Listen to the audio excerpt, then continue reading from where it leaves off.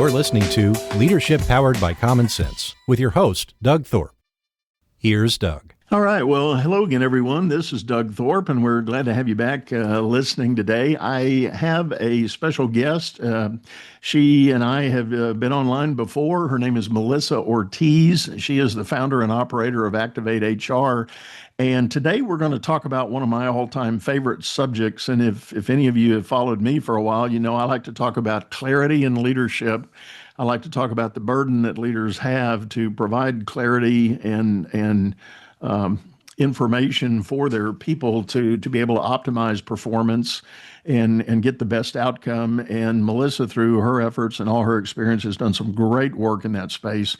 She actually has a new platform that is being rolled out as we speak that is going to address a lot of that. So, Melissa, good to see you again, man. Like I said, we've done a show before, but we're doing it again. So, thanks for having me. I think it probably dovetails. The last topic I think we talked about was employee engagement, and this is really at the foundation of what the issues are so often with employee engagement is that clarity of what do you want me to do with my time? How do I win at work? It's hard to be successful without that level of clarity. Yeah, and I think there's so many angles on this topic and across a broad spectrum of thinking and study and work that's out there. I'll start with the one end of the spectrum. I have talked recently and even written a couple articles about it. Data is telling us some of the younger employees in the workforce now have an automatic turnoff when the boss starts talking about performance. Just the notion of let's drive performance, something about that business buzzword bingo, turns them off. And I haven't heard that, Doug. Well, newsflash, apparently there's an emerging sentiment along that line. Now, I don't know how widespread it is and specifically which age group. You might accuse the Gen Zers of doing something like that. But I always think, at least the articles I've read on that subject, not to get too far off in that direction, but I think it has to do with the conflict between performance is good. I know I need to work. You hired me to do a job. I get that.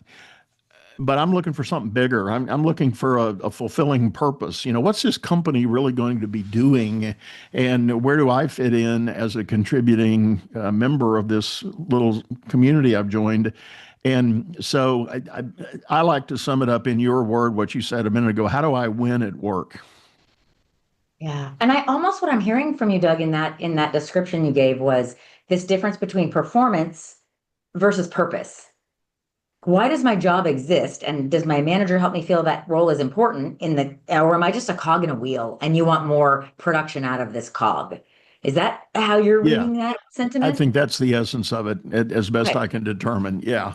So like I said, that's one end of the spectrum. Now, the other end of the spectrum is the boss who is very old school, and it's just, let's crack the whip, by God, let's get this stuff done. And, I'll clean it up for broader audience, but, and there's no denying that's still there. I spent part of my day-to-day sending letters to business owners who have owned their businesses more than 25 years. So a lot of things were going through my mind as I was doing that on how those businesses are operating. But let's talk about what you have experienced and what you have learned and what you're doing now with this great solution that you've come up with. Yeah. I love if we start with this context of the spectrum between performance and purpose. I heard so early in my career this quote about nonprofits, and it's like, no money, no mission. If we don't get enough done to justify enough donations, to justify keep doing the work that is our purpose, that's where performance and purpose meet, right? And it happens in all of our organizations. I can't keep justifying paying you if your performance doesn't justify that you're meeting the minimum criteria of this job. And so where the confusion so often comes in, I see in the last 18 years of doing employee engagement surveys, analysis, focus groups, feedback sessions with teams, action planning, is that sometimes I understand the purpose, but I'm not exactly sure how I contribute to that purpose. And so I'll spend a lot of time as an employee, spin my wheels trying to be helpful. And I call it this like healthy helperton syndrome. I'm kind of like trying to insert myself in places that might be helpful. But if no one ever gives me the guidance of here's the performance that will affect our purpose in the most effective way, that's where the two meet in the middle rather than being opposite ends of the spectrum. Yeah. Well, not to get hung up on the word salad that might go with this, but as you were describing that, there's another phenomenon that's in the mix here that I talk with a lot of my clients about, and that is alignment. Even if you, as the owner, founder, visionary of your business, you've done all your hard work, you filled out all the org charts via EOS and all these other great systems that help define the roles and the contributing elements that can truly add value to your business. If you're not aligning with the people that are coming in the door, that you're choosing to fill those boxes, if you don't have this some level of assessment and proper fit for putting those people into those roles, you're kind of, you don't even have, in my mind, you don't even have the foundation to start training, teaching, showing, demonstrating, where people can go and how they can fulfill that purpose. Are you saying that you just giving me a job description isn't enough for me to be effective at work? That's exactly right. Yeah, it's amazing. And I think I have a good friend who says this quote about the biggest fallacy about communication is that it has occurred. So if I think for an employee, like I hired you to do this role, now go do the role. But if I don't have clarity on what you think that means, like one of my big complaints about if you're familiar with EOS, is they have this in lieu of an org chart, they have an accountability chart because it's less about the people and more about the purpose of each role. And each role has individual responsibilities. And I think that's not enough. The responsibilities is a good starting place, but we've got to go deeper in defining what does that mean? And by the way, which of those responsibilities takes priority if they're all in conflict? And sometimes, like I was working with a general manager the other day, Doug, and we were going through this role review process, and he was saying we were creating alignment where the owner and the GM, the new GM who'd been promoted from internally, so he had some view of what a GM should do, but they were talking about the key buckets of responsibilities. And it was like, operational oversight, maintenance, people and performance management. And as we went through the time, it was mostly like 70% of it goes to operations. You're walking the yard, you're making sure everything's working. And maybe only 10% of his time was devoted to people and performance management. But when we broke down the importance of each of those core responsibilities, 70% of the importance was on the people and performance management. Because if we do that poorly, everything else gets harder in the operational side. And he goes, this is so valuable for me because I'm hearing you say, I'm not going to get a lot of time to sit down with my people. But if I don't do it well, it's going to create a huge headache for me and an operational problem. So I just thought that balance of clarity can be, I've seen it over and over, how validating and valuable it can be for context for an employee. So let's kind of dive right in with all your hard work and experience in this space, and in the many years you've helped business owners and leaders do these kinds of things. Talk about this new release, this new thing that you've put together, and walk us through the nuts and bolts of it a little bit, or maybe give us a summary, and then we'll get into the nuts and bolts. Sure. So I've been doing this process probably for 12 years. And I decided to take it off of a spreadsheet where I was continually refiguring all the charts that come out on the back end and just make it a software that other people could use rather than just me. And really what it is it takes us, we start with purpose. Why are we paying a human to sit in this seat virtually or physically? Why does this exist? What is the purpose? Then we go to the next level, which is what do you do here? What are the key roles and responsibilities? We divvy up both the time and the importance measures. And then we dive of those key roles and responsibilities, we dive next into what does that mean? So people and performance management was one key aspect of this general manager's responsibilities. What are the things that go on within that bucket of time that he's spending? And how do those break out? So then at the end, what it gives us is a very neat, clean, crystal clear outline of where will this person spend their time.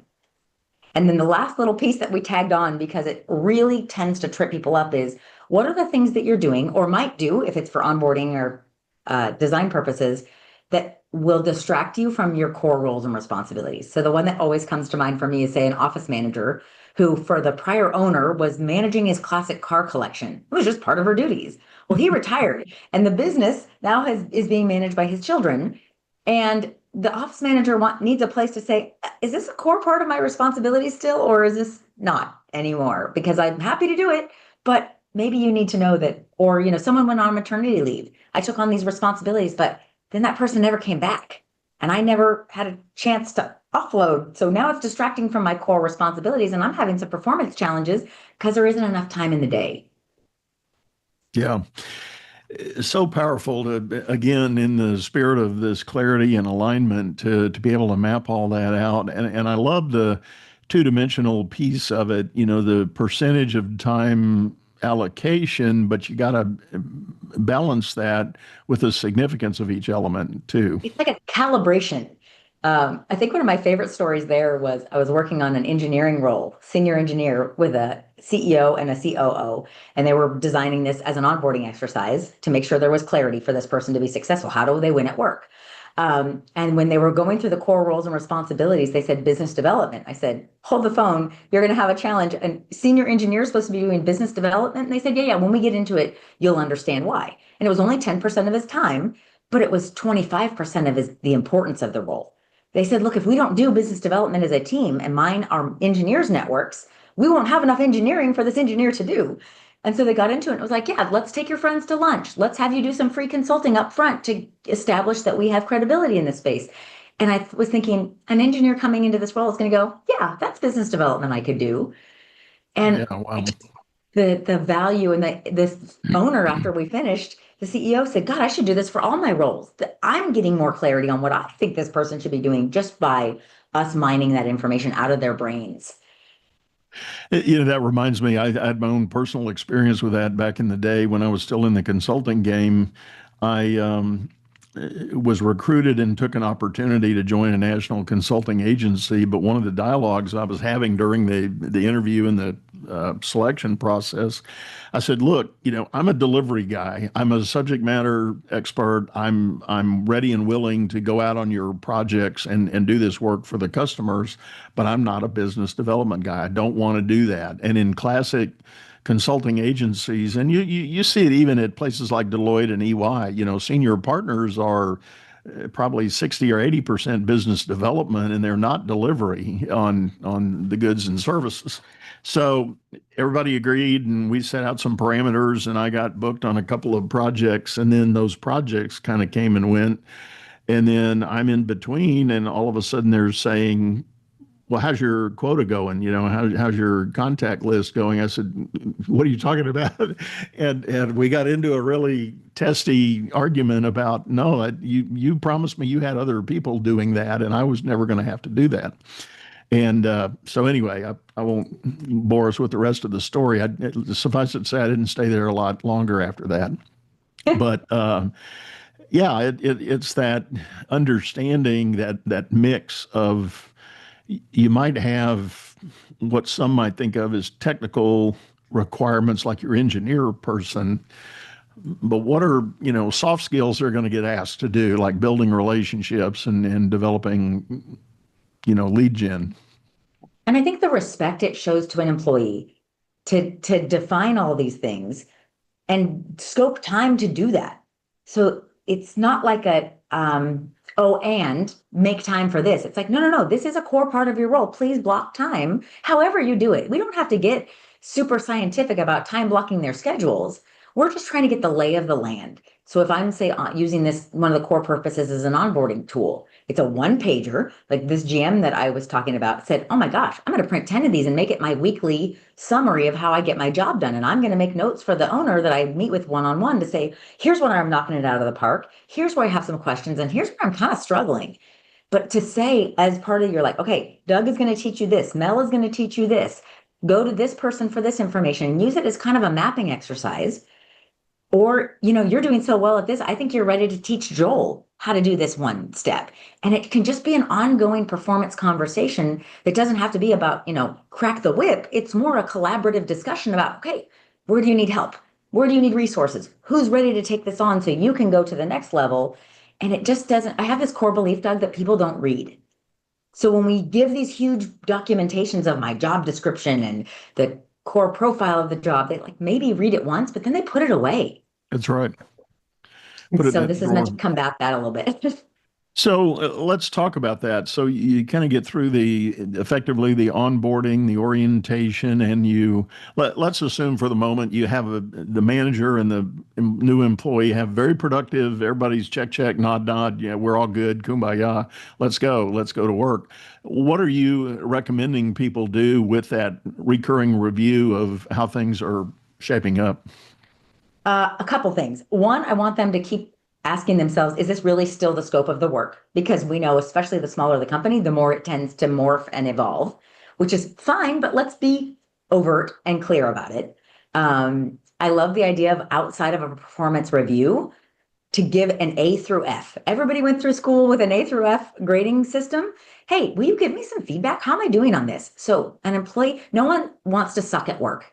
They all want to keep getting better. And so if I know an area my manager perceives I'm a B or even a C, if we have that level of candor, then I know where to invest in doing something different. And maybe it's just as much as, I'd like you to try using this template that someone else in this role does, or someone in your seat prior did, because it really resonated with the leadership team, or it just can be an ongoing conversation. It's actually really parallel to the way I like managers to use an employee engagement survey. I don't even care about the scores. I want them to show the survey items to an employee on the regular and say, hey, are any of these needs not being met? Because if they're not, let's talk about them now. If it's resources, if it's, I am clear on my growth path, or what it takes to get to the next level, or expectations. Hopefully expectations won't be an issue if we go through this process well. But it's really meant to be a living document that we scribble all over. And I like it on paper. I guess just sit down and I do that. Not always easy with virtual employees, but you get my gist. I've talked about, I had a client a while back at their company. I was introduced to a concept that I hadn't really thought about before, but it made total sense to me. I'm the common sense guy. I like to try to break things down. And what this client told me at their company, when it comes to those line items on a job description where there is good clarity and good alignment of what they are, in the spirit of ongoing review, what they try to feedback to the employee is a simple notion of seen it, done it, mastered it. But there's a definition that goes with that. The seen it is more in the spirit of that early stage onboarding, learning. You got to learn the system, you got to learn the procedures, you got to learn the policies, and you're still mashing through all of that. But then you get into the mode of actually doing it, and now you've got the reps. You're doing the repetitions. You're producing sustainable, reliable results. And you could argue at that point, well, that's kind of when you're technically fulfilling the job description, but does that really qualify you for promotion and advancement, or a pay bump? Maybe not necessarily, because guess what? You just fulfilled the bucket. That's that done it category. The mastered it is where it gets interesting. And this is the notion, at least in their company, what was described to me was the notion that people now start coming to you as the go-to person for that thing. So beautiful when that happens. And I love that. And they said, guess what? You don't really get considered for promotion until you are, surprise, the master of that thing. Yes. And they even said in a very informal, unwritten rule, you don't really qualify, certainly in upper management, you don't qualify for the next job up until you've already started doing that job, basically, is the way they described it. And it's part of the culture, it's part of the environment. Everybody gets it. Everybody has an opportunity to sort of be indoctrinated into that mentality, and everybody's okay with it. The ones that really want to lean in and perform, they thrive in that opportunity. Yeah. And I think that is even further above the specificity that we're talking about with a role. Here's my expectations of how you get promoted, how you earn more money. It's getting through that crawl, walk, run, seen it, done it, mastered. I've heard you talk and write about this process before, but I think it's a really elegant way to help employees go, oh, yeah, got it. That makes total sense to me. I call it blonde terms. You call it common sense. It's like, you just get to brass tacks for me. It's like, I know the difference between I've seen it and I've done it. And I know the difference in the feeling between I've done it and I've mastered it. And those are great ways to know the catalyst to say, I think I've mastered this. I think we're ready to talk about something here. I think I've earned that promotion or that confidence to ask for more money. And I think that's Yeah, what so many employees are missing. They don't know what those trigger points are.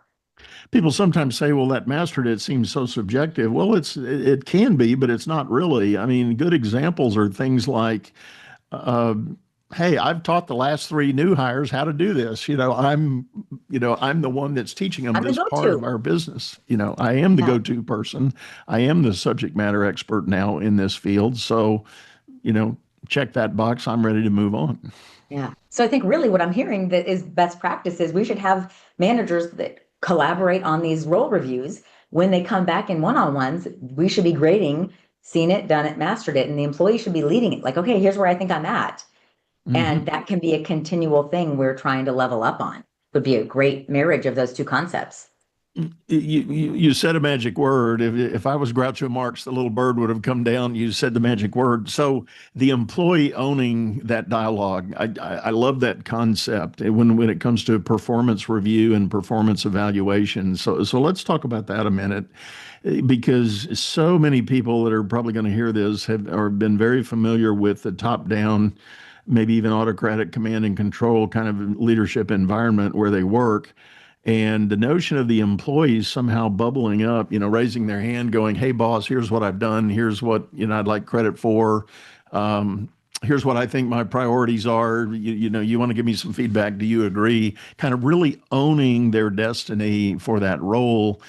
That doesn't happen a lot in many companies, but I do think it is a huge opportunity, particularly in the smaller business environment, and then maybe even in big corporate, if I think about it a minute. So, what do you see along that line? Talk about that idea of the employee owning that dialogue. So what it brings to mind for me, Doug, is we all keep trying to do more with less, try to be more efficient, more effective. And the joke to me, and I think about it in terms of parenting too, is the more we have people lead from the bottom up and they present their case and they bring the evidence, the less work we have to do as managers because we're like, yeah, that's right, that passes a sniff test. Versus the managers getting all this information together for a performance review or a performance interaction. It's the same as parenting. Like when we teach our kids to make their own breakfast, oh my gosh, life gets a little easier. When we teach them to wipe their own butts, life gets a little easier as a parent. But we have to create that environment where they can and know to do those things. And so I think that's kind of the secret behind it is it's more effective because that ownership mentality, if it's my idea, I'm going to own it. If it's your idea, I may never get that alignment we talked about earlier because it didn't come out of my mouth. And so if we can co-create or I can lead as the employee, I get it. I wholeheartedly embrace this concept versus this being told to me what I'm going to do. And then there's lots of room for confusion and misalignment. So that's what I'm always coaching managers on is even their quarterly goals, the employee, we should be asking employees, what do you want to learn in the next 90 days? They know better than we do. Right. Now, we have issues sometimes with employee self-awareness. And that's part of our job as managers to help them through, but ask first. Right. Well, I think the notion of creating the environment where the employees can take ownership to some degree of their own destiny is really important because, as you know, I have a little bit of a parallel methodology that I'm advocating. We call it the Big Five, and it's a simple notion that it starts with the employee, fills out a very short little, you call it a survey if you want, but they declare their personal understanding of the top 5 priorities they've got for the coming month, and they get to claim the 5 accomplishments they did last month. Now, if you cycle this a few months, what you declared last month as priorities, guess what? Ought to be your accomplishments for the new month. But not always. I mean, because stuff happens and things change. But the beauty of this is that for the employee that has understood the expectation, the alignment, and the clarity they're given in the role review that you're talking about, now they can begin executing on it, and they get a chance in a very simple way to submit to the boss, here's my understanding of my 5 priorities. If you think any differently, now's the time to tell me, because I don't want to spend the next 30 days doing something wrong or doing something on a tangent that I'm not supposed to be doing, wasting effort and resources. And you literally, if you're a manager, you literally get all your people on the same page. And it's a beautiful and very simple method. And again, to tie it into your model, it's a great way to be sure that progress is being made in a meaningful way. So here's the magic word that I heard out of all that, Doug. If we're going with magic words as the theme of the day, it was waste. Everybody hates to have their time wasted. So if I'm as an employee and I'm working on something that I think is really important, and it turns out that wasn't important to the person who's evaluating my effectiveness, it's such a demoralizing thing. I mean, God, I've heard employees so often talked about, God, I stayed late to finish this project, only to find out they didn't even tell me the meeting that I was preparing it for the next day had been moved. And so here I am, I put off my kids and dinner and whatever else was important to me. Right. But I think the theme that I'm hearing out of this discussion that I see with interactions with organizations that I work with is clarity is an elimination of waste activity. So we can gain a lot of clarity. We can save a lot of waste if we just get more understanding between us of what, when, how someone can succeed. Well, and to tie the full circle together, if we want to come back to talking about performance as a company ultimately somewhere has to include an acknowledgement of the margin you're producing for all your effort. So, and if I'm talking over anybody's head, and I don't intend to, but the margin is your net income for the day, so a customer pays you $1, but it costs you 80 cents to produce the thing. You only made 20 cents. You didn't make $1. You only made 20 cents. And somewhere in performance, there has to be that sensitivity to margin management. It's not just about throwing more dollars on the board, because if you've got a bad margin, as the old saying goes, you don't make that up in volume. The Dell model. Can't get there from here. Loss, but make it up on volume, right? Right. And that big whale of a customer you've got who their margin is maybe, 2 cents on the dollar, and you've got all these other customers that are making you the 20 cents on the dollar. And guess what? You may not want to work for that big guy so much anymore. You could do a lot better with those others. But my point is, somewhere in that mix, and that's where the waste factor comes in. Waste erodes margin quickly.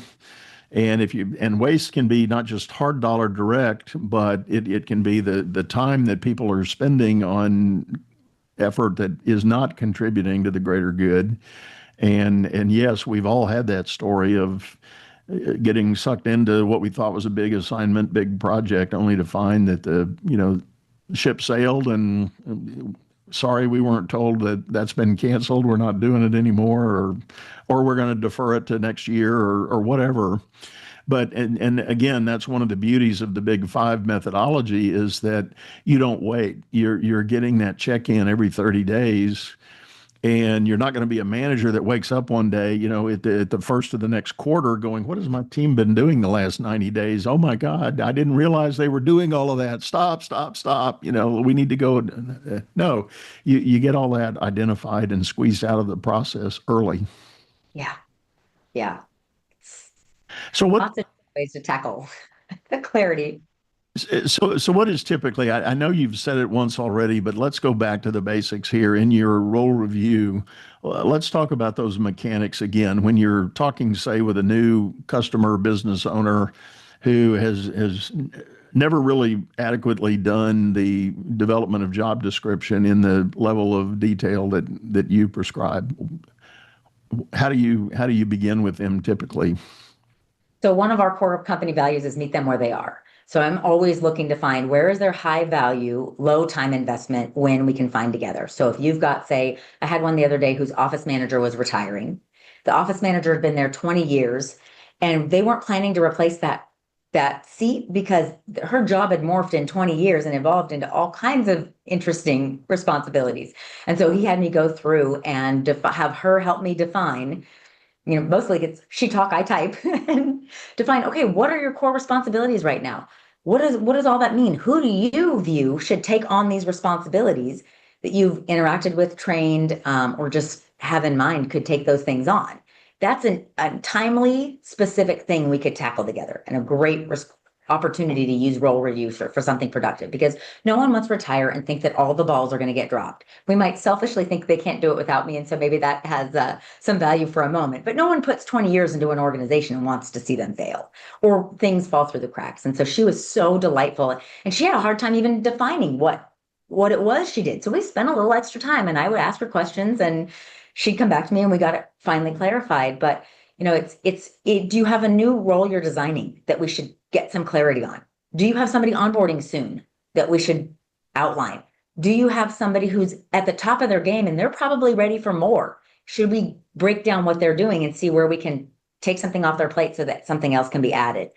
Or do we have someone who's simply not meeting the bar of performance?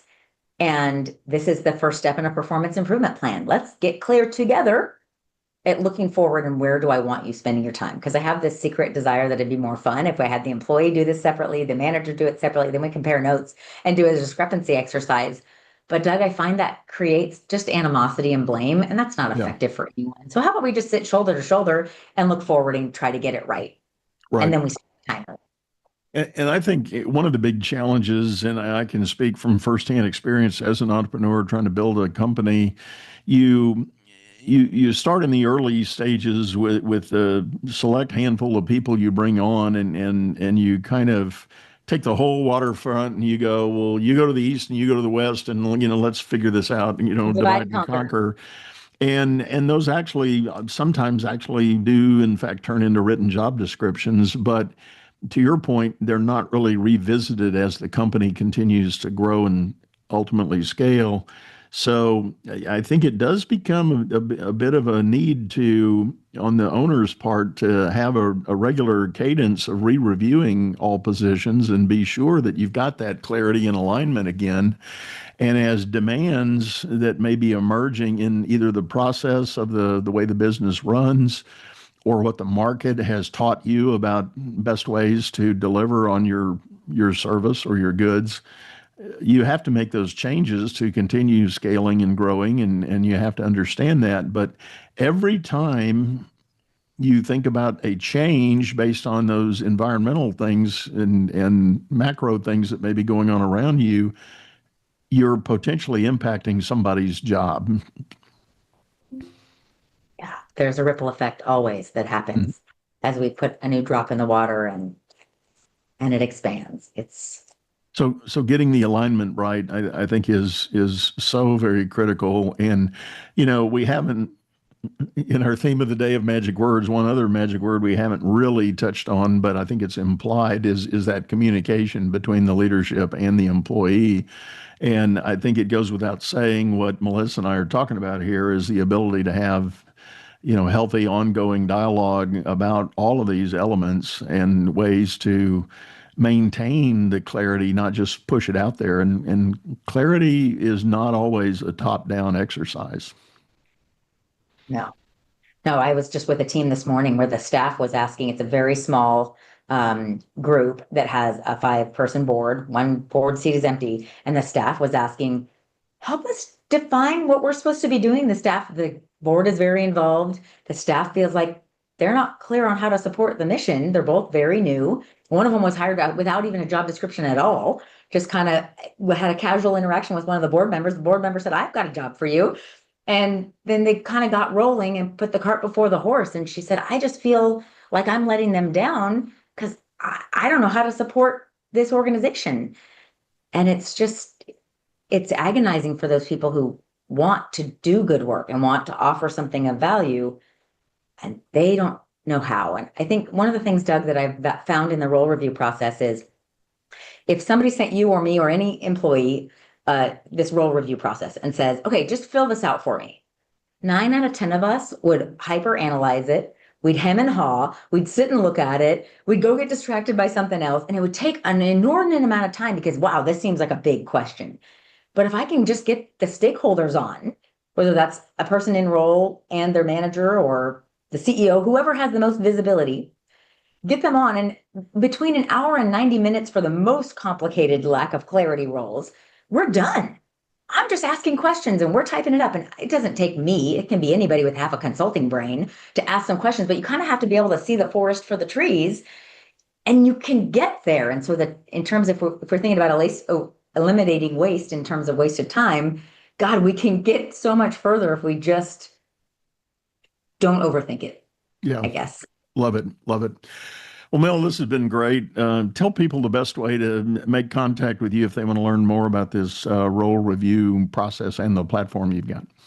Sure. So I'm pretty easy to find on LinkedIn. Melissa Yerxa Ortiz, Yerxa is my maiden name. That's probably the easiest one to search for. And then my email is mortiz@activatehcg, like humancapitalgroup.com. And I look forward to these conversations. These can be a one-off, really easy thing to do. You're not committing to some long-term process to get clarity in a role or for your company. So Doug, thanks so much for your time. I love the Big Five product you're putting out too. There's so much good we can do in performance management that help people and organizations thrive, which then of course affect our customers as well. Yeah.